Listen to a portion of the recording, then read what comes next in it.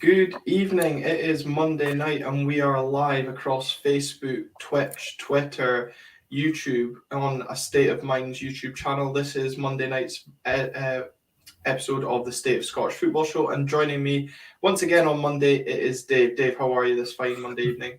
Very well. I'm off to see Spider-Man on Thursday, but I saved you at the last minute by coming out at 5:30 despite a very busy day.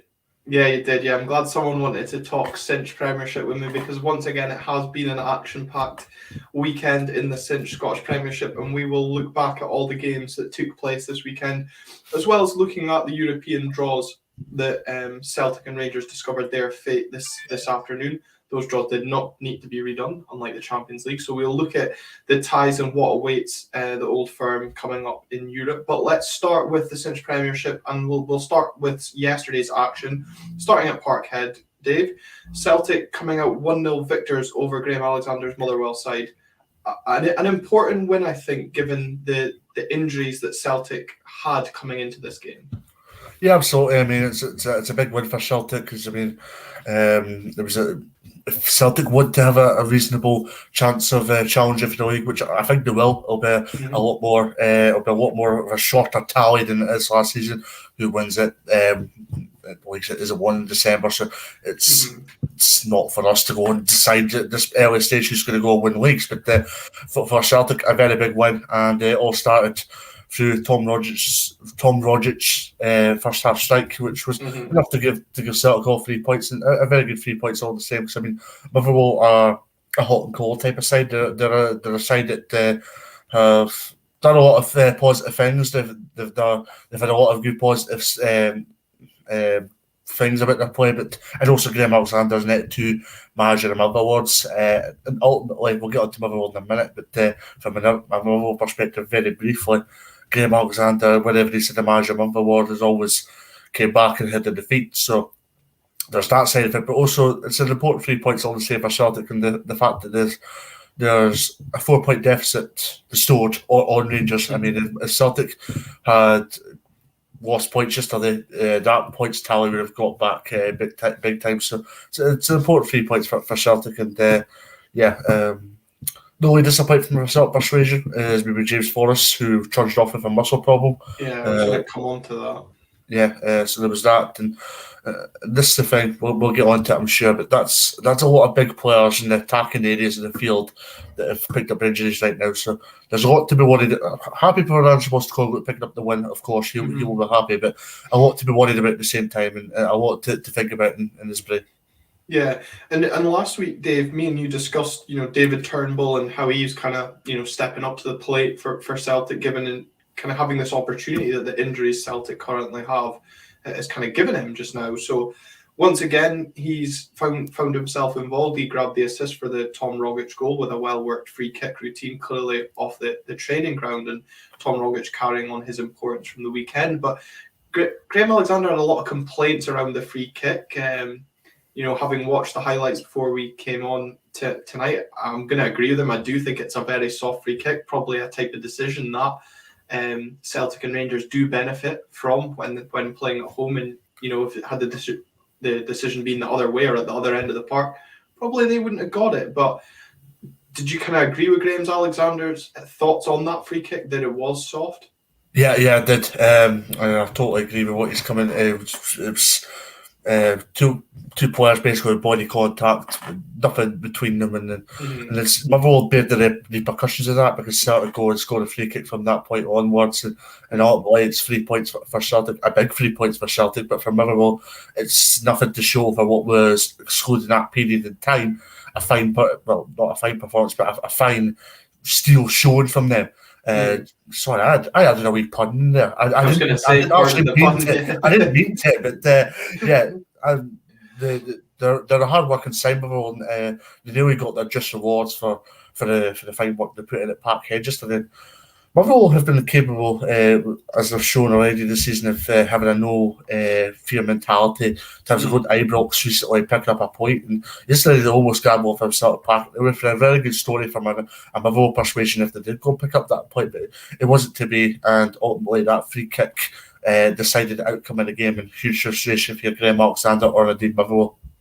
Yeah, and I suppose probably the other frustration, if you're of a Motherwell persuasion tuning in tonight, would be the fact that once again they're probably made to rue those missed opportunities that they had. Something that we've talked about on my own podcast when, from an Aberdeen persuasion, you go to Celtic or Rangers, you have to be clinical in front of goal when you go to Ibrox or Parkhead. And Motherwell weren't. They weren't clinical. In the game last week against Hibs, they missed countless opportunities. So do you think there'll be a frustration for Graham Alexander on top of obviously the frustration of the free kick decision, because they created opportunities but just didn't take them? Yeah, absolutely. And I've just literally had a look at the stats from yesterday. The goal attempts for Motherwell was 9. Shots on goal was shots on goal was 1. Shots off goal was 5, and blocked shots was 3. So the blocked shots, you can kind of take that out of consideration. Say, right, understandable. Celtic kind of blocked whatever channels we're looking to create, but the 5 shots off goal is more of this frustration from Graham Alexander's side. And Motherwell have shown on various stints already this season in various games how, like say, Rory and Tony Watt and Van Veen could all get into good areas, all get into good positions, and more importantly, score a variety of goals. And they've done that on multiple occasions so far this season. But yesterday, it just wasn't there to see. That will be a frustration for Graham Alexander, undoubtedly. Yeah, but also on the other hand, a lot of learnings to take from the game as well.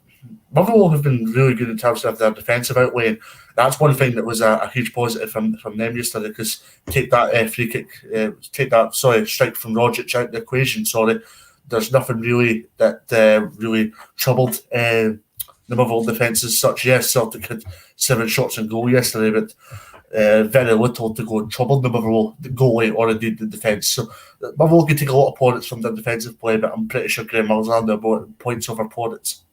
Yeah, definitely. I know there was a couple of good saves from Liam Kelly in there. The one from David Turnbull in particular, where he's kind of wrong-footed and he chucks out his arm and tips it around for a corner. But no, I do agree with your point there. Even though Motherwell's goal difference is currently -5, and they have been pretty defensively sound. Just a couple of games that maybe skew that figure slightly. But on Celtic, you touched on it there. James Forrest coming off with an injury. Just how bad is this situation getting for Celtic? I don't know if you can bring it up in the comments. It's great that so many of you are getting involved in the comments on YouTube. But Martin McBride's comment about Celtic needing to hang in there until January, getting some new players in, is that kind of key that they do that? You made the point as well about that 4-point gap. Is that an important thing for Celtic, just getting into the January transfer window, especially with these build up of injuries that they're getting just now? Yeah, and I think you missed the most important point in this by saying that Celtic will have a lot of big games coming up as well, which is a massive thing. I mean, they only need to go as far as 2 days later when they travel to Dingwall to face Ross County, which can be a difficult assignment for itself, considering the travel up to Dingwall and the fact that Celtic players are getting about 3 and 4 in the morning. Okay, the Celtic players are obviously professional and need to continue that stringent operation in terms of doing all the recovery work and all that kind of stuff. But still, Ross County away on Wednesday night is still a potential banana skin on the park and off the park. A situation where you need to manage it correctly. So there's that first and foremost. And then also on the park, in terms of the injuries and the frustrations they pick up, these games coming up will add more proximity to what Celtic have had already. Because, they've got Kyogo injured, Forrest injured now, Ayeti injured. So that's 3 attacking. Still injured as well. Jota, beg your pardon. So there you go. There's 4 attacking players that are injured at this precise moment in time. But what I would say on that, I would, if I was a Celtic fan, I wouldn't be getting carried away with this. But also, if you're a Celtic fan and you're getting these injuries but still getting the results, I think that's a good thing, because I think it shows where Celtic are at right now. Because the one thing that would be perfectly understandable to say right now, if it was the other way around, is if Celtic had all the injuries and weren't picking up results, it'd be a whole different mentality and mindset from the supporters. It wouldn't be all the positivity that's coming out now. There would be a little bit of negativity, because one or two defeats where it was Celtic Football Club is is murder sometimes, and murder not in terms of murder in terms of killing somebody in the street. It's murder in terms of just the sort of stuff all coming on social media. And a fellow contributor, Robbie Henritti, says Celtic will come good. Mm-hmm. Celtic are coming good, Robbie. Celtic are coming good, right? Yeah. That's the point here. Celtic are coming good. The point is... Yeah, no, I think the point you make there, David, is fair, because I think the fact that they're still grinding out these results, I know maybe the Celtic fans tuning in might not agree with that terminology, but they are, that keeping that momentum going is so important for them, like you say, with these big games coming up. And they're going to have a big game coming up. I think it's in February. We're going to touch on it here, the European draw. They've been drawn against Norwegian champions Bodo Glimt, if I've pronounced that correctly, who, they were in the same group as AS Roma, beat them 6-1 at home and drew 2-2 in the Stadio Olimpico in Rome. I think that's quite a tough draw for Celtic. Yeah, absolutely. I mean, Bodo Glimt, for those that don't remember or don't understand or haven't looked too much into them, they beat Roma 6-1. And that's a Roma side that, Roma have kind of imploded a little bit under Jose Mourinho in recent weeks, but it's a Roma side that have a lot of quality, management Mourinho. So they've got a lot, it shows the talent that Bodo Glimt have got. And if I'm not mistaken, I think Bodo went and won in the Norwegian league again yesterday. Yes. So it shows they're the best team in Norway just now. And it will be a difficult assignment for Celtic, and one that Celtic need to be very wary about when the tide comes around.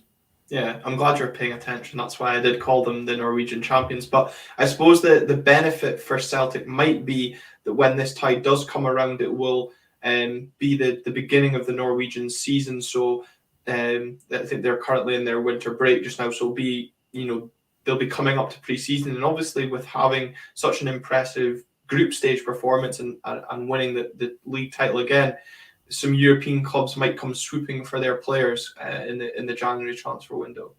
Yeah, absolutely. And I mean, Celtic are going through their own bit of business right now. And so will Bodo when the tide comes around. And Celtic will undoubtedly step in. They're getting linked with players on the other side of the world right now. So whether that comes to fruition, time will tell.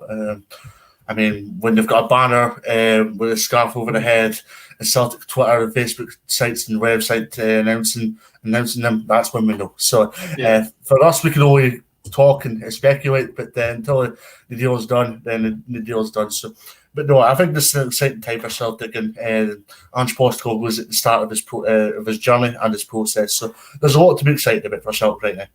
Yeah, absolutely. And I suppose we should move on to look at another game from the weekend, and another person that's still early in their process and career at Rangers is Giovanni van Bronckhorst, and he continued his unbeaten start as Rangers manager with a 2-0 win at Tynecastle, inflicting Hearts' first defeat at Tynecastle this season. Dave, I don't know about you, but this was a game that I expected to be a real test for Rangers, and a test I think it's fair to say that they passed with flying colours. Yeah, absolutely. I mean, it was kind of the perfect victory away for Rangers, and I might sound strange if I'm saying that in that terminology, but I'll explain why. Because they got 2-0 up early, and if you're 2 goals up early at Tynecastle, that's the perfect dynamic, if you ask me, because it allows you to kind of, you've got to be vigilant and wary of the fact that Hearts will come at you and get a response, but also the other side to this, it's the other side where you've got that cushion, because if you go away from home, such as sides such as Hearts and Hibs and Aberdeen and other sides that can have a bit of a dig and a bit of a bite about them on their day, then it can be a totally different outcome and complexion to the game. So for Rangers to score 2 early goals was perfect from my point of view. A very good 3 points all the same for Giovanni van Bronckhorst, and Rangers' game management after that was spot on, and a very good 3 points for Van Bronckhorst's side. Yeah, definitely. And, it's 2 trips to Edinburgh for Van Bronckhorst, 2 wins and 2 clean sheets as well. So really, big, important wins. And another big game performance from Joe Aribo, who just seems to be going from strength to strength for Rangers just now.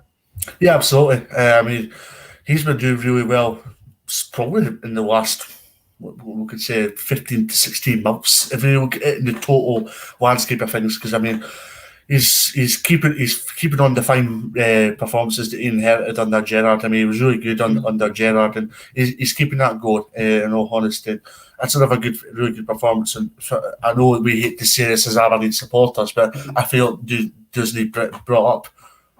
I could just see this Rangers side go from strength to strength even more when Ryan Jack does return fully. I mean, you've got Aribo doing very well for himself, but Ryan Jack would just add a totally different dimension to this Rangers side. So in terms of Rangers midfield, it's arguably, I'm not saying it's arguably the strongest midfield in the league right now, with the quality of player that they have. There's a lot of clamour over the fact that Rangers do have an aging team and an aging midfield, and that's perfectly understandable. It's an understandable opinion. But also on the other side of this, you're speaking about a Rangers midfield when there's no Ryan Jack involved just yet. So there is a lot to be excited about this Rangers team, and in particular this Rangers midfield. I'll let you say about getting excited. I won't get myself too far ahead. But no, it's a fair comment to make. Obviously, Ryan Jack suffering a setback in his fight to come back from injury to get back to full fitness from a Scotland point of view is definitely more disappointing. Now, the game was, let's say, marred by a lot of cards in the game, 10 in total.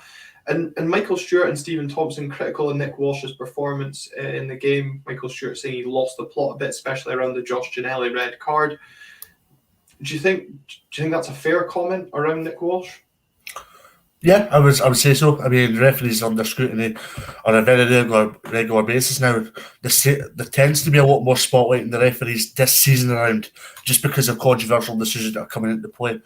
Now, I'll put the VAR debate to one side for tonight. We'll leave this on a positive note for tonight, right? But on the Ginnelly red card, it was very soft to say the least, and yeah, I mean, Nick Walsh has sent off players when they've played against Rangers. I mean, Porteous got the repercussions from Walsh. Was a Motherwell player, I think. It was Motherwell or somebody around that. Well, certainly, definitely in the games involving Hibs and Rangers, Nick Walsh enjoys a red card for the conspiracy theorists out there, I should say. But yeah, I just think he handled it poorly. You know, Tynecastle is a stadium that creates, in the nicest possible way, a toxic atmosphere. In terms of, you know, the fans are on top of the pitch, and that's nothing against Hearts, because it's, you know, they're using that to their own advantage when, you know, teams come to ground. They cut the allocation, and rightly so for Rangers, because they can sell that themselves. I just don't know if Nick Walsh was strong enough to handle that sort of atmosphere when tackles are flying in, and he just seemed to, you know, dish out cards like fun just now. Yeah, no, absolutely. And I mean, when you look at it, I mean, Tynecastle, because of the proximity of the ground, not proximity, but because of the intensity of the ground, then it probably is allowed for a little bit of jib and jab, and you do need a strong referee to manage these type of situations. And the constructive criticism that I would have of the SFA in this type of situation, and this sounds very puzzling when I say this, but also on the other side, whenever referees referee Pittodrie for big games, I may add, Tannadice for big games, Eastern Road for big games, Tynecastle for big games, and then the big Glasgow 2 in terms of their grounds. You need a strong referee, and sometimes the referees are coming in from other grounds where it maybe be better at a Motherwell St Mirren, just to give you a prime example, when they're coming into Celtic Park and Ibrox, and yeah, they might be developing, but they're not exactly developing in terms of refereeing knowledge or refereeing management of the game, and it's hugely frustrating if you're a fan. Yeah, absolutely. And I suppose if we want to continue the theme of being hugely frustrating, we'll have a quick look at Hearts in this game. A hugely frustrating day in front of goal, albeit Alan McGregor probably returning to some of the form we saw from last season, producing a string of good saves. But also in terms of Hearts' form, you know, it's defeat, win, defeat, win, defeat. Do you think they'll be looking to the next 3 games where they play the current bottom 3 in successive games? So a good opportunity to get a bit of momentum ahead of the Edinburgh Derby on the 3rd of January, that game is. Yeah, absolutely. I mean, Hearts have been really good in terms of, getting their fine results against the teams around the bottom of the league right now. beat Livingston last week away from home, which was a very good victory. Obviously, something that Hibs didn't do on Wednesday night. Apologies to any fans, Hibs fans that are listening. It just came to my head right now. So, that was an important victory for them. The Livingston last week, but also the fact that they are playing the bottom three, starting with Dundee this Saturday. It's important for Hearts to go and get these wins, and that's probably a mainstay into why Hearts are sitting third right now. If I'm being honest with you, Glenn, it's because they've been getting these big wins against the sides around about the bottom of the table, whilst Dundee United have slipped up against teams, Aberdeen have slipped up against teams, and Aberdeen we'll get on to them and they're back with a vengeance. But Hearts have been the more streetwise team in terms of getting the victories against the so-called smaller teams around the bottom end of the table, and that's been the hugely important thing for Robbie Nielsen's side. Yeah, absolutely, and I think that's why I was maybe surprised by the result. Given their emphatic home form, obviously beating Celtic, drawing with Hibs and Aberdeen already at home this season, dismantling Dundee United quite emphatically as well. I thought they would have given Rangers a better game, but as you said, Rangers were just quite emphatic early on, and then their game management was exactly what needed to be done to see out the win. And I suppose they're going to need something similar. We've looked at who Celtic drew in Europe, and it's definitely a tricky tie that awaits Rangers. Drawn against Borussia Dortmund, Erling Haaland up against Connor Goldson. It's certainly going to be a exciting watch, I think it's fair to say. Yeah, but I wouldn't just put the pin on Haaland either. They've got Jude Bellingham, they've got other quality midfield players. I mean, Dortmund are arguably Germany's second best team. I mean, when you look at they're probably just an inch behind Bayern Munich. And the first second in the Bundesliga last season. So it's going to be a hugely difficult game for Rangers. And as somebody touched upon on Twitter today, Stefan Kloss derby. Yeah, no, absolutely. And I think it will be, I also seen somebody say about the game at Ibrox in the second leg. I think that will be, if Rangers can, keep themselves in the tie, going back to Ibrox, the cauldron of noise that's kind of created there on European nights could be something that plays into their advantage. But as we saw Celtic struggle against Bayer Leverkusen, albeit they did do a good performance away, the German quality can shine through at any given opportunity. Yeah, absolutely. I mean, Ibrox and Celtic Park, whenever there's a European night, usually the noise understandably usually amplifies, just because the two Glasgow teams want to be that 12th man, and they'll be required when the time comes around in February, and for either to get a result, they will need to go back their sides. And that was one thing that Rangers were really good at under Gerrard. Maybe domestically, they only had one trophy in 9 when you look at the grand scheme of things. But see, in terms of European nights, the supporters amplified the noise, and it probably helped Rangers get the results they did on some occasions. Yeah, definitely. And Danny MC saying keeping themselves in the tie after the first leg. I'm trying to be as impartial as possible here. It's a tough ask, but that's something they'll definitely be hoping to do. Back to the Cinch Premiership action, Dave, and let's go to Perth, where Aberdeen recorded their third consecutive victory in a row, and it was a ground out 1-0 victory with a huge helping hand, with Teddy Jenks slamming home the winner with 5 minutes to go. We touched on this last week, Dave, that Aberdeen needed to back up the 2 home wins that they got by getting results away from home, with only the 1 away wins so far this season.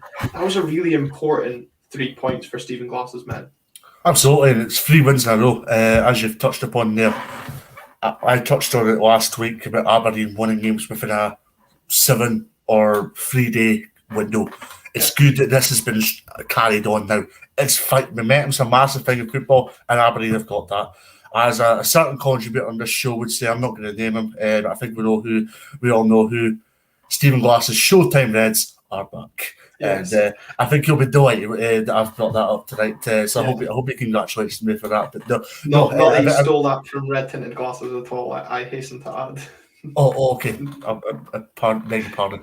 But very good win for Aberdeen. I mean, you were touching upon it before we came on air about Aberdeen being undefeated down at Park for the last 5 years, was it? Yeah, the last time Aberdeen lost it in Perth was the 22nd of April 2016. So yeah, which I didn't actually realise until I was researching for my own podcast. And it's 10 home games without a win for the Perth Saints, that's got to cause Callum Davidson huge levels of concern. Yeah, absolutely. I mean, that's one thing about St Johnstone. The heights of last season are definitely not getting replicated. But it was hard to do that anyway. But also on the other side of this, we didn't expect the downfall that they're creating just now. I mean, one thing that I'll be honest by, I understand St Johnstone have had all their financial troubles to seek. Obviously, there was a bit in the Courier last weekend. Yeah, last weekend, not 2 days ago, but the weekend beforehand, about how St Johnstone have lost £500,000 as a result of the pandemic. And that could be one way to look at it. But also, the other side, Callum Davidson has been backed despite winning both cups last season. I mean, he's taken Jacob Butterfield, as was announced about a couple of hours ago. However, in terms of the attacking outlets, offer very little. Midfield area, a bit light, and I may add a bit getting up. A bit aging. Yeah, aging, beg your pardon. Yeah, I was trying to think of the word there. Defensively, they've lost McCann, they've lost McCann's midfielder, sorry, and then obviously lost Jason Kerr. There's a lot of uncertainty around Xander Clark, even though publicly he's not admitting it. So there's a lot to be worried about for St Johnstone at this position at the time. And both managers mentioned pre-match, Glenn, that despite St Johnstone's struggles, they're still a side who are difficult to score against. And Aberdeen did get a bit of luck, but it's a good 3 points all the same for Stephen Glass's side. But never end, it's just one goal scored in 5 games for St Johnstone. Sorry, and the fixtures don't come up much easier with Rangers in midweek. But I mean, Dermot Park has often been a tricky ground for Aberdeen, but yet again, despite the record, they got through this with ease, and a very good 3 points for Stephen Glass's side. But does it put pressure on Callum Davidson? I think the next few weeks will give us a better telling of that, because they've got Ross County, they've got a lot of games coming up. I don't think now's the time, but I think by the time we reach the end of the calendar year, that would be the time. And that's the point I was going to make, because obviously you just touched on there, they play Rangers midweek. Ross County, as we alluded to earlier, face Celtic, albeit at home. But then the game 3 days before Christmas, it's currently obviously the bottom two sides that will face off against each other in Perth as St Johnstone play Ross County. That's a huge game already pre-Christmas. I know we've got this busy festive set of fixtures, but both these sides have the potential to get cut adrift. But as we've seen so many times this season already, the league can change very quickly if you can string a run together. And I just want to go back to the point around the Jacob Butterfield signing, because it was a point I wanted to ask you. It's an experienced midfielder they've brought in. As I said there, a bit of an aging midfielder, I think it's fair to agree on. But St Johnstone's biggest problem just now is scoring goals. As you've said, it's 1 goal in 5, 2 goals in 6, if you want to include the game before the weekend as well. But surely they need to be turning their attentions to somebody up front that can provide them with goals. Because yes, they might be hard to score against, but you also need to be able to put the ball in the net yourselves. Yeah, that's been a frustration from a lot of St Johnstone fans that I've noticed on social media.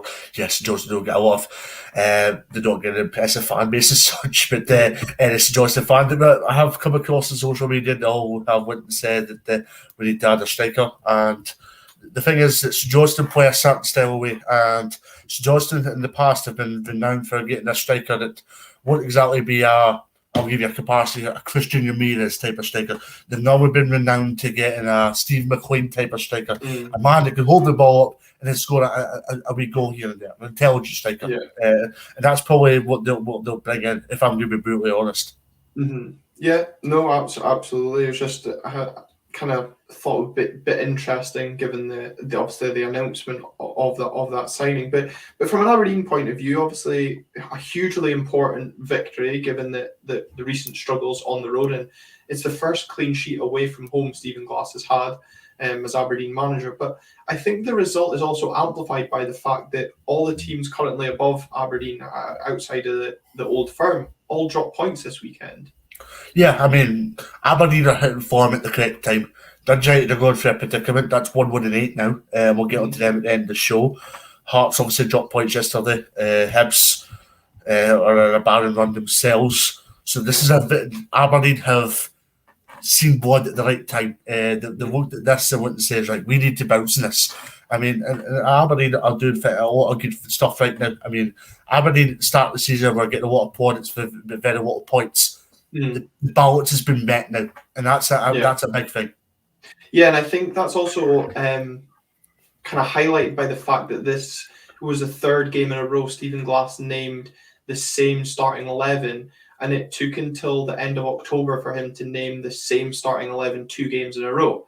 So either we've stumbled on the perfect 11, or we've actually found a winning 11 up here in Aberdeen. And I think, the results are coming on the back of it. But I suppose we should speak about the winner, Dave, because it was in controversial circumstances. Aberdeen got a helping hand to win their first away game when Max Strycek threw the ball into the back of the net from Jack McKenzie's shot. And we got another helping hand. It is a handball from Teddy Jenks. Xander Clark's too busy not playing to the whistle and appealing for the free kick. And I think if he just concentrates, he probably has a better chance of saving the attempt than if he has his hand in the air screaming for handball. But I think, as Sportscene said, and I fully agree, I don't think the referee has any vision at all to give that, and the linesman's too busy looking for offside. But you want to put to VAR to one side. I'm going to bring it back in. Would this be the sort of goal that would have been disallowed if we had VAR in Scottish football? Fair enough, Glenn. We're half an hour in, so we're warmed up now. Let's go. So yeah, no, absolutely. I think if VAR had came in at this precise moment in time, and Carl Davidson kind of brought it up in the St Johnstone TV interview that he did, he kind of suggested that VAR came in. I don't think that goal was standard. But from an Aberdeen point of view and Stephen Glass, I mean, it's an old tale of you play to the whistle, and that's exactly what they did. They played to the whistle, got the goal, 3 points. Thank you very much. Back to the Garden City Roll, 3 points. Yeah, absolutely. And for the recent refereeing decisions that Aberdeen have been on the end of in the last few weeks at Ibrox and Tannadice in particular, it's about time we got the rub of the green going in our favour for a change. So I'm not going to complain too much. Right, we're halfway through the Cinch Premiership review and round up from the weekend's action. Our next game we're going to look at, Dave, is St Mirren's home game against Hibernian. Jack Gross getting his P45 after the midweek defeat to Livingston. David Gray took charge of his first game as the Edinburgh side could only draw against the Paisley Saints. Josh Campbell getting his first goal for the Edinburgh outfit. A disappointing result overall, but Josh Campbell once again being a shining light for the Hivies. Yeah, it was his first Premiership goal at the weekend, if I'm not mistaken. No, you're not mistaken. That's correct. Okay. So yeah, very good performance from Josh Campbell, and good to see the midfielder scoring, because I mean he's had a lot of plaudits in terms of performances, in terms of the assist he had for Nisbet's goal against Motherwell last weekend, and Nisbet.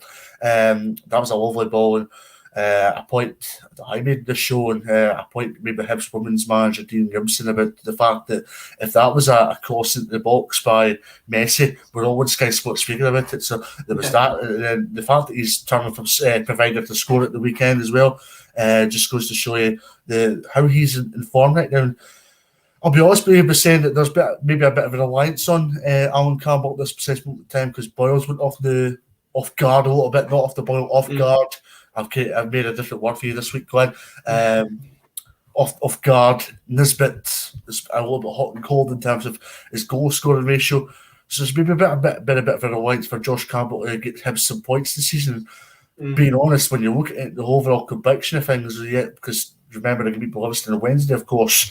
He's probably saved Livingston 2 points because he got that assist against Motherwell, which if he doesn't do it, Motherwell will probably win the game. And then Saturday, the same thing, gets that goal and probably saves Hibs from another defeat, which would have been catastrophic for Hibs at this stage of the season, considering Jack Ross had left and David Gray was coming in, because Hibs wanted a bit of momentum before the cup final, and they're not getting it. And it probably leaves tomorrow night's game against Dundee in all aspects a completely massive game now for Hibs, because when you look at it, I mean, it's a good point for Hibs, but also Hibs have lofty ambitions, and it'll be it could potentially be a costly draw as well.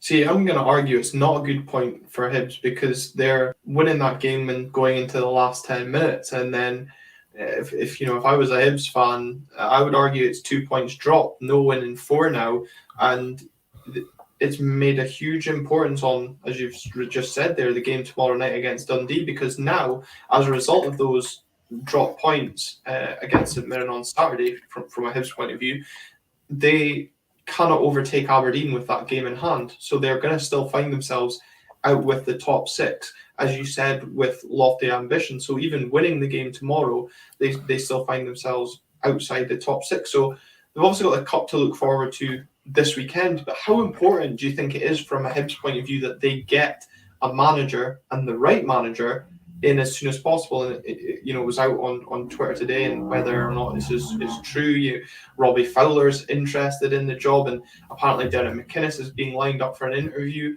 Is it really important that Hibs get the right man in, or should they be looking to take their time? I think they need somebody before the cup final on Sunday. Now looking at the overall basis of things, because if you look at Saturday, now you could take this either way you want. I think it was kind of a job addition for the cup final in a way for David Gray. He got the draw. Obviously, I'll be shut up next Sunday night if Hibs win the cup final with David Gray in charge. So I maybe just be myself be memory there. But on the other side to this, Hibs need a bit of stability right now. They've got that through David Gray, but also what a difference a new manager can bring to this Hibs side if appointed before Sunday could make the difference on Sunday when they play Celtic. I've actually been thinking about it in other aspects, but thinking they were playing Rangers on Sunday. It's a good job I didn't say it actually live in camera that they're playing Sunday, but I can tell a few mates how they're playing Rangers on Sunday. But no, anyway, back on the original point regarding Hibs. They must act quickly, Hibs, in terms of finding a solution to this. And that's another costly draw, as you've touched upon there, Glenn. I was just being a bit polite when I said what I said there, but they need a suitable replacement as soon as possible. And they've got a working week to do so. Yeah, there'll be a lot of events, obviously, interrupted courtesy of the fact they're playing Dundee tomorrow night. But a football game is 2-3 hours. You could be up till 2 in the morning and getting the manager sorted. That's got to be the priority for Hibs. Get tomorrow night out of the way to get a manager in. Yeah, absolutely. And I suppose from a St Mirren point of view, you said it was a good point for a Hibs perspective, but I think that's an excellent point from a St Mirren point of view, because, as I said, going into the last 10 minutes, they find themselves behind. And they've gone in. We spoke last week, Dave, about how St Mirren have been really struggling in front of goal. I thought they were really impressive at Pittodrie, despite the scoreline maybe suggesting otherwise. But they did offer a consistent threat. But once again, it's Joe Shaughnessy to the rescue from a St Mirren point of view, and it's not a striker scoring. Yeah, I think despite the late equaliser from St Mirren, Jim Goodwin will be feel frustrated as his side extending their winless run to 9-week games now. The Saints struggle to create any real opportunities across the game or pose any significant threat to the visitors in the first half, but the opening goal sparked Goodwin's side in life at the latter stages of the game. And it is an excellent point in the grand scheme of things, but it was too little too late as they slipped to 9th, and it's a big period coming up for St Mirren, especially with Ross County doing well and including winning at the weekend there in Dundee, obviously thereabouts. Other sides slipping at this precise minute of time. So it's an important period for every side in the league, and it's another frustrating afternoon for St Mirren and Jim Goodwin. Yeah, and I suppose as well, frustrating from a Hibs fan's point of view as well, because once again, they concede from a cross into the box, as they have been all season. I'm sure that's something that Ange Postecoglou will be looking to exploit and coming into the cup final, as will James McPake on Wednesday night. But again, from St Mirren, everybody talks about the importance of Jamie McGrath to this St Mirren side, but how important is Joe Shaughnessy to this St Mirren side? That was his 4th goal of the season, already 2nd top scorer for them this season. A huge part, obviously, at the top end of the pitch, but also as a bit of a defensive rock for them as well. Yeah, absolutely. I mean, St Mirren have been renowned for defensive work so far this season, as they have done since Jim Goodwin took over, and they've got a lot of good defensive players, but also that's overshadowing the fact that they're not doing a lot in terms of the attacking area of the park in recent times. And as you've Mhm. well alluded to, that shown this his first fourth goal this season, second top scorer. That should be happening for a side that have ambitions. Obviously, they missed out the top six last season just by drawing against Hamilton, and they'll want to replicate the fine work they did last season. And this is a real concern for Jim Goodwin, and he needs to buy a win soon. Yeah, absolutely. I'll agree with that. Moving on to the fifth game, and I can't believe it's taken us to the fifth game. It's the game that had 5 goals in it, Dave. Probably the most exciting game of the Premiership weekend, where Dundee fell to a 3-2 defeat up in Dingwall. We'll start with the visitors, and a player that I very much caught my eye when Aberdeen travelled to Dens earlier in the season, and has continued to impress for James McPake. Luke McCowan grabbing 2 goals and another solid performance from the youngster. 5th goal of the season, which just goes to show you how much he's been impressive for James McPake's side in the last few weeks. Probably a player that's been helping the Dundee side guide through some tough games. Obviously, he had a good performance against St Johnstone in recent weeks, but also the likes of Mullen in particular, just to put the blame on one player. He's not exactly been a player that's been firing in goals as he has been in the last few weeks. So there's that, and also Lake Griffiths and Jason Cummings, whenever they've came on, they've either done very little to impact the game, or they've came on too late to try and change the game as a whole. So Luke McCowan has came in and played his part, and that's been one positive outplay about Dundee's so far this season. The likes of Paul McMillan and Luke McCowan have been very impressive in their various positions, and McCowan took his 2 goals really well. There was one of the goals, I think it was the second one, where Millen holds the ball up, and he does really well. He's very intelligent. Just hold up, plays it to Marshall. Marshall bombs on and then ball into the box, and McCowan has the simple task. So that was a pretty good goal, and it was pretty good play from Dundee. But also, Jason Pitt, sorry, I'll go back to James Pitt in a minute. I was waiting to just jump a bridge to there, but in terms of the overall attacking play, Luke McCowan, he offers so much to the Dundee side, and we were touching upon the fact that there's a reliance on Josh Cabell at this minute. From a Dundee persuasion, there's a reliance on Luke McCowan just now, and you're noticing that on a regular basis just now. Yeah, absolutely. And I suppose while there's maybe a bit of a reliance on Danny Mullen to grab the goals, he obviously put the ball in the wrong net at the weekend and was unlucky not to grab an equaliser, I think it was, or put Dundee back up at 2-2 when he hit the post. And I just want to make a point on Lee Griffiths, that he's not doing enough when he comes on for Dundee. And I think that was really highlighted when he came on, and he has a header free the back stick at 3-2 down. And it reminded me of the goal he scored for Celtic at Tawdry last season, late on when Aberdeen looked to be heading for victory before Lee Griffiths popped up in the 88th minute to score for Celtic. And he tries to head it back across the goal, when if he just heads it at the side that he is, or heads it down into the ground, I think for me it's a certain goal, and Dundee probably go on to claim a point from that game. Whether or not he's getting the regular minutes to be match sharp, but for me, that screamed a chance that Lee Griffiths doesn't normally miss in this situation. But at the other end of the pitch, for the second game in a row, Dundee have conceded 3 goals.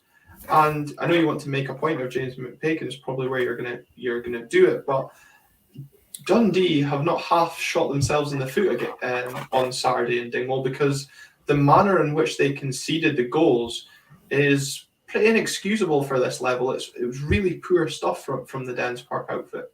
Yeah, well, I was waiting to jump one bridge there, and I thought, no, I'll focus on Luke McCowan and the positivity that Luke McCowan's imposing on the Dundee side at the minute. But from James Peake, understandably infuriated with the goals conceded the weekend, and they are soft goals. I mean, we were speaking about this off air. If that goals are taking place at Ibrox, it's a bit more understandable considering the talent and the quality that Rangers have. But Ross County didn't have to work for their goals, and Malky Mackay made the point to McPake after the game about getting out of jail, but McPake disagree with that, and I can understand why McPake is disagreeing with it, because it wasn't like Ross County had to really work hard to go and get all 3 points. It was practically there and a point for you. Happy Christmas. There you go. There's your Christmas card. Yeah, absolutely. 8 goals that Ross County have scored against Dundee this season. And I suppose for Dundee, hosting Hearts this weekend before a Boxing Day trip to Aberdeen, they'll really want to be getting their defensive issues sorted out ahead of those 2 games. But from a Ross County perspective, that's them now unbeaten in 4. Really hit form. We spoke about Aberdeen hitting form at the right time. You could really argue that Ross County have done the exact same and put themselves from a position of inevitable danger to being right back in the mix. Well, certainly to avoid the drop, I should say. Yeah, no, absolutely. I mean, it's a very good 3 points for Ross County, especially the fact that they play well in the overall grand scheme of things. They've played some fantastic football, and in terms of the football and side of things, probably did deserve to get the outcome that they pursued. But in terms of the overall grand scheme of things, Dundee were in a really good position. But it shows a lot about the character and resilience of Ross County when they can go and respond to that and get all 3 points. So from Malky Mackay's point of view, he's very happy, but there's a lot of work to be done, and this is a big fortnight period coming up for Ross County, where if they can go and beat St Johnstone and then win at the weekend, then that puts Ross County in a very, very good position.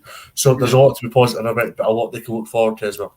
Yeah, and I suppose we've been highlighting players throughout the show tonight, and one player that's been vitally important for Ross County this season has been Regan Charles Cook, and another important performance that he put in, popping up with another goal for the Staggies again on Saturday. Mm-hmm. Yeah, absolutely. I forgot to tell you who Ross County are playing Saturday. They're away to Livingston, which is a big game within itself. Game. Obviously, Celtic and Wednesday is understandably a bit of a free hit, but on to Regan Charles Cook. He offers a lot to this Ross County side. He put in a good performance for Ross County in the corresponding fixture at Dens, and he's really good in that night in question. But in terms of Saturday, he was really good again, and yeah, I mean, a very good performance from the ex-John midfielder, and he's been a real highlight for Ross County so far this season. The midfield in general has been really good. Humble and Charles Cook, and they've done a lot of good changes of playing that midfield area. Charles Cook had a really good one at the weekend and got the shed end, as it's known, into raptures. So yeah, very good performance from Charles Cook, and a very good 3 points, and a big 3 points for the Staggies. Yeah, I thought it was called the jail end, not the shed end. Jail end. Jail end. It was the sports team that called it the shed end, and I don't know if they were just getting mixed up because they're Dundee were getting involved. I know obviously shed's more common with United, but it's definitely the jail end for the Staggies. On to another team from Tayside and the City of Discovery as well, as United find themselves with 3 straight defeats going down to Livingston, who pull out back-to-back wins with clean sheets. Maybe the surprise result of the weekend for you? I would probably say that, but also on the other hand, I think it was a game where Livingston would have had a lot of confidence after beating Hibs last week at the Tony Macaroni Arena. There's been a lot of desire from the Livingston players that definitely shown in terms of the outcome of the game, and also how the game was played as a whole, because Livingston battled for every ball. By all accounts, the 12th man made a massive difference to how Livingston played. It was definitely something that was shown in terms of the players after the match. They were definitely going about saying how good the supporters were, so that made a difference. But also, there's a lot to be excited about for Livingston at this precise moment in time. I'm touching upon momentum, touching upon how clubs are struggling at this precise moment in time. This is a big period for Livingston, and they've came through this exceeding a little bit of expectation to an extent, because they picked up 6 points in 2 games, and from a Livingston persuasion, you didn't look at these next 2 games and think they pick up maximum points. So that's really good going for Livingston. And then they've got Ross County on Saturday, a Ross County side that will be buoyed by that victory against Dundee, of course, but also a Livingston side that are picking up a little bit of fine momentum. So funnily enough, that game at the Tony Macaroni Arena could make for a very exciting game. And I mean, when you look at the game, I mean, it was separated by penalty, but good 3 points for Davy Martindale's side. And Yeah. it's funny because Martindale is kind of getting a bit of volume out of this team now. I mean, it's a Livingston side that are very much out-resourced compared to other teams in the league. But Martindale has went to Tannadice. He's went to home to Hibs at Easter Road. Went to Celtic Park even. Home Sorry, and what was away. that? Yeah, Celtic home and away. Oh, Celtic home anyway, sorry. And yeah, got the job done, which just shows how Martindale is a man full of metal, despite the fact that he's not a manager under pressure, but he's a manager that will get found out sometimes, not because of his misdemeanors or through anything bad from his perspective, but through the fact that Livingston are out-resourced, and that's another very good victory for Martindale. Yeah, and I suppose you also have to, give credit to a team that, I've been looking at the comments that have been coming through during the live, and about Livingston and benefiting from the plastic pitch. But for Livingston, that's only 6 defeats now and 19 away from home. So they've actually really picked up for a team that supposedly can't play on grass. Another important 3 points. But Dundee United. Before we kind of get on to the penalty decision, Dave, do you think the kind of transfer speculation around Giando Fuchs and Benji Seagrass has kind of maybe had an effect on the squad? Yeah, I think there's a few permutations to this. First and foremost, you hit the nail on the head, so I'll say no more in that regard. But also, Dylan Levitt's been injured. He's been a massive player for United over the course of this season, so I think there's been that. Also, their goal-scoring instincts. I've made the point in this show many a time that they should have replaced Shankland when they did. Max Biamou is currently make as well. Max Biamou is currently out with a foot injury by all accounts, and the fact is that they don't have anybody to rely on with the exception of Paul Niskanen and Clark. So that's a frustration as well. So there's a lot of things that are accumulating to make things frustrating at this precise moment in time for United. Yeah, there's a lot of we're believing in the process, positivity, all that kind of messages that are coming out of the Tannadice bubble at Dundee United. Also, on the other hand, there's a lot of talk on social media about whether Dundee United have burst a bubble. Do you know what? I can kind of understand where people are coming from when they say this, because they probably have. The fine football and playing that they had at the start of the season is slowly but surely getting distinguished away from them, and I can understand why people are saying that the bubble's burst at United. So, and it doesn't come easy for United. I mean, they've got Rangers on Saturday, then they've got Hibs on Boxing Day, who should, I'm not saying they will, should have a new manager in place by then, and then St Mirren won't be an easy assignment as well. St Mirren actually have a really good record against Dundee United in recent times, so that's not going to be an easy game. Which I was making a point to you off the show here. The Dundee derby could be massive for either James Paker or Tam Courts on the 2nd of January. Yeah, absolutely. And the point you made about Dundee United's bubble bursting, for as much as Tam Courts has been hailed this season for what he's done for Dundee United, Aberdeen have been widely, had so much thrown at them, and Stephen Glass in particular, for their poor run of form. Aberdeen now are just a point worse off than United this season, a point off the European spots as well. It's as I said, the league is so tight that you are almost punished for a bad run of form, as Dundee United currently find themselves on, but equally rewarded for a good run of form. And you're absolutely right, and it's something that I'm sure many United fans will be hoping is addressed in January, is their poor run of form in front of goal. I 100% agree. They haven't replaced Lawrence Shankland properly. There's maybe an over-reliance on Nicky Clark with Max Biamou's injury, as you pointed out there as well. And, United only winning games 1-0. They're not putting sides away so far this season. So that's really something that they will need to look to address. Livingston, on the other hand, as well, they're not exactly being blessed with an out-and-out goal scorer, but someone that has performed well for them in the forward area is Andrew Shinnie, and once again showing his importance, and what a massive signing he was in the summer. I think something we were all surprised at Livingston managing to sign him, but he's really come good for Davy Martindale over the last few weeks. Yeah, absolutely. I mean, I made the point in the show last Wednesday night previewing the Hibs game that when I looked at his team lineups and seen that Shinnie was starting, I had a sneaky what we feel that Livingston were going to get a result. And yeah, ultimately I predicted the Hibs win in the end. But I mean, I'm kind of glad that Davy Martindale proved me wrong in the end because Shinnie offers so much that was to attack. Like he's renowned as a midfielder and he's more of an attacking midfielder, which brought him a lot of success at Cali Thistle in particular. Also, on the other hand, he offers so much that striker's position.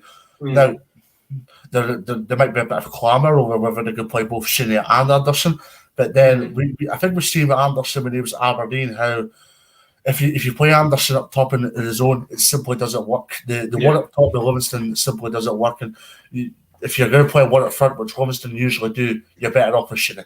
Yeah, no, absolutely. I would 100% agree with that. And obviously, he was the one that won the penalty. We've spoken about some controversial decisions already. Parkhead, certainly from a Motherwell perspective. St Johnstone felt aggrieved at Aberdeen's winner. I don't think Dundee United can be aggrieved at the penalty that resulted in Livingston's winner on Saturday. Do you have any disagreement with the decision toward a penalty? No, I mean, probably a penalty, yeah. Shinnie goes down under the charge of Fuchs, and boys got the job of stepping up from 12 yards and putting it in the back of the net, and he sent Seagrass the wrong way. Carway stroking the ball into the back of the net, and very good penalty all the same, and very good 3 points for Davy Martindale's side. Ultimately, a penalty that changed the outcome of the game for Livingston, so Livingston have no complaints from that regard, and very good 3 points, so no complaints from Livingston point of view.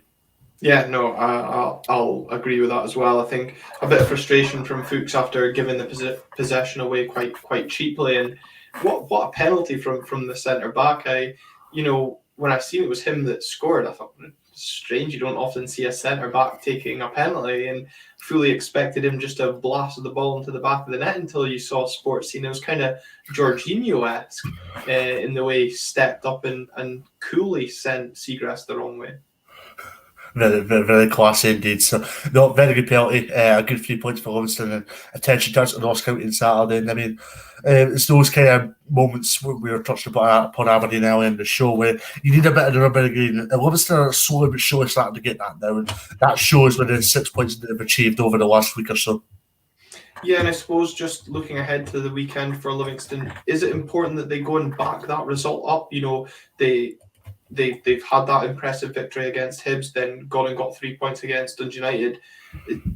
They're maybe, teetering around the top six. I suppose, ambitions would maybe be to get into that top six. Looking at a game against Ross County, that's another good opportunity for them to get 3 points.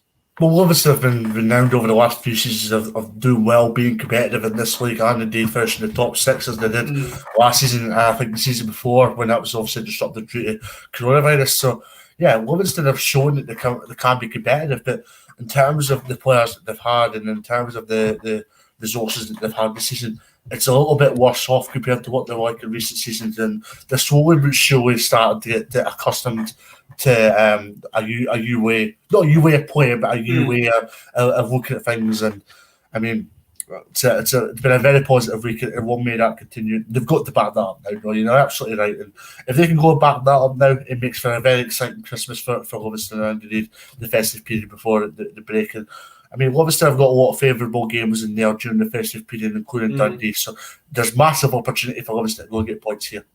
Yeah, and finally tonight, Dave, I suppose from a Dundee United point of view, no goals in 3 games for the Tannadice side, and as we've alluded to, a trip to Ibrox this weekend. It's probably not what you want when you're in this barren run of form. What can Dundee United fans kind of hope for this weekend? A valiant performance, a goal to give them some life, or we've spoken about Ross County, maybe looking at Wednesday's night game as a free hit.